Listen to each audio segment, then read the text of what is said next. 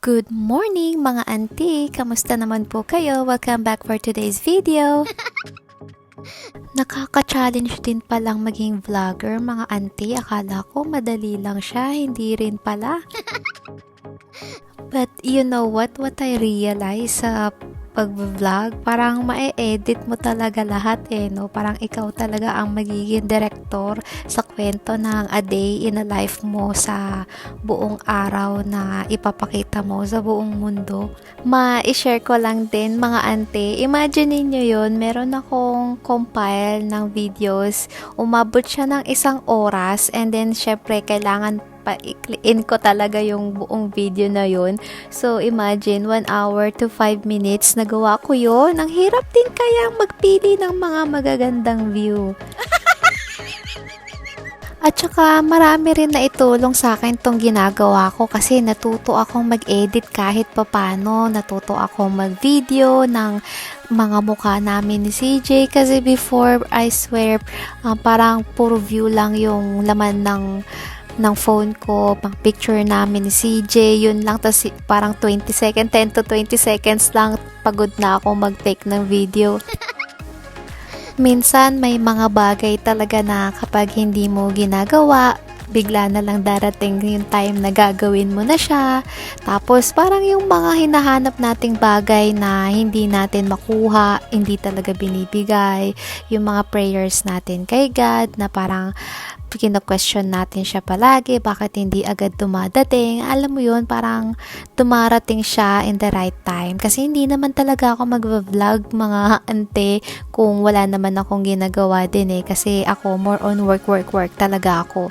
And since ayoko natetenga na hindi gumagana yung utak ko, kaya naisipan ko tong ginagawa ko, na-enjoy ko naman yung pag-vlog. Para siyang small achievement kapag nabuo ko yung video, nagawan ko na ng voice over, and then alam mo yun, parang ang sarap lang sa pakiramdam na nakakapag-post na ako ngayon sa social media ko na walang nagbabawal, walang naghihigpit na sa akin. Napakalakas lang din talaga ng support system ko, especially si CJ. Every time na may makita siya na, oh mami, take a video, parang siya pa minsan ang magre-remind sa akin, mga ante, kailangan daw lagi daw akong ready mag-video. Dati kasi pag nagpo-post ako ng picture ko or anything in my social media, parang ang daming nasasabi nung dati kong kasama, tapos parang ginagawa niya kaagad ng issue yun, tapos ang gusto lang niya achievement na naibigay niya sa akin, kailangan I needed to post it on my social media. Kaya sobrang gaan sa buhay na walang nagko-control sa'yo, yung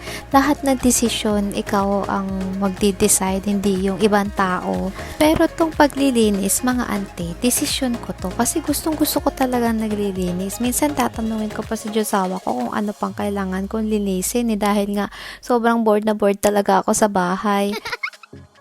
Yung tipong linis lang dapat gagawin ko pero nag-exercise na ako, o diba, makukuha ko pang mag-basketball dyan mga ante pagkatapos kong linisin itong sa taas ng bahay namin.